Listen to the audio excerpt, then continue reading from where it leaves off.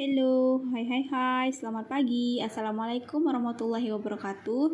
Perkenalkan, nama saya Trisentani, NIM 2011 061879, kelas D11, program studi PGSD STKIP Persada Khatulistiwa Sintang. Mata kuliah Strategi Belajar Mengajar SD. Dosen pengampu Dwi Cihyadi Wibowo MPD. Baik, di sini saya akan membahas tentang metode pembelajaran kontekstual. Yang pertama yaitu pengertian dari pembelajaran kontekstual. Menurut Sudianto, Saad dan Ahmad, pembelajaran kontekstual adalah proses pembelajaran yang bertolak dari proses pengaktifan pengetahuan yang sudah ada, dalam arti bahwa apa yang akan dipelajari tidak terlepas dari pengetahuan yang sudah dipelajari, sehingga pengetahuan yang akan diperoleh siswa adalah pengetahuan yang utuh, yang memiliki keterkaitan satu sama lain. Langkah-langkah pelaksanaan pembelajaran kontekstual. Yang pertama, mengembangkan pemikiran bahwa siswa akan belajar lebih bermakna dengan cara bekerja sendiri, menemukan sendiri, dan mengkontekstuasikan sendiri pengetahuan dan keterampilan barunya. Dan yang kedua, melaksanakan sejauh mungkin kegiatan inquiry untuk semua pokok bahasa. Dan yang ketiga, mengembangkan sikap ingin tahu siswa dengan bertanya. Yang keempat, menciptakan masyarakat belajar. Dan yang kelima, menghindarkan model sebagai contoh pembelajaran. Yang keenam, melakukan refleksi di akhir pertemuan. Dan yang ketujuh, melakukan penilaian yang sebenarnya dengan berbagai cara. Kelebihan dan kekurangan pembelajaran kontekstual. Kelebihan metode kontekstual, yang pertama itu peserta didik mampu menghubungkan teori dengan kondisi di lapangan yang sebenarnya. Dan yang kedua itu peserta didik dilatih agar tidak tergantung pada menghafal materi. Dan yang ketiga, melatih peserta didik untuk berpikir kritis dalam menghadapi suatu permasalahan. Dan yang keempat, meneliti peserta didik untuk berani menyampaikan argumen, bertanya, serta menyampaikan hasil berpikir.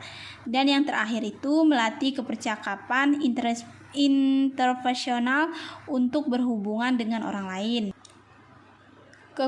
Kekurangan metode kontekstual. Yang pertama itu membutuhkan waktu lama dan pelaksanaannya, dan yang kedua membutuhkan banyak biaya. Cara mengatasi kekurangan metode kontekstual.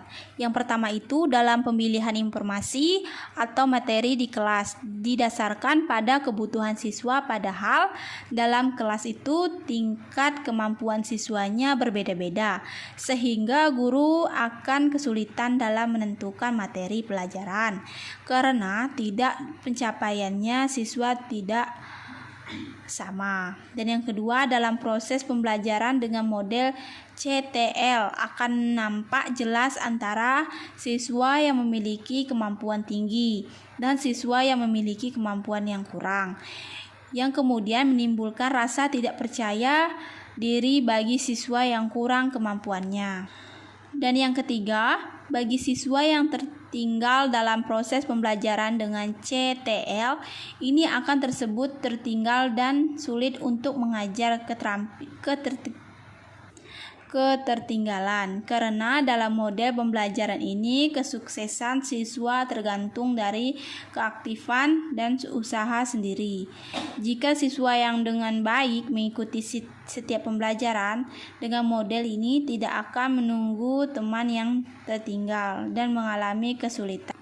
Dan yang keempat, kemampuan setiap siswa berbeda-beda, dan siswa yang memiliki kemampuan intelektual tinggi namun sulit untuk mengekspresikannya dalam bentuk lisan akan mengalami kesulitan sebab CTL ini lebih mengembangkan keterampilan dan kemampuan soft skill daripada kemampuan intelektualnya. Peran guru tidak nampak terlalu penting lagi karena dalam CTL ini peran guru hanya sebagai pengarah dan pembimbing karena lebih menuntut siswa untuk aktif dan berusaha sendiri, mencari informasi, mengamati fakta, dan menemukan pengetahuan-pengetahuan baru di lapangan. Dan yang terakhir, contoh penerapan metode kontekstual. Yang pertama itu guru mempraktikkan renang gaya kupu-kupu di hadapan para peserta didik.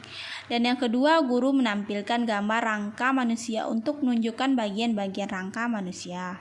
Dan yang ketiga, guru membawa bahasa ajar berupa perkecambahan untuk menunjukkan proses pertumbuhan biji.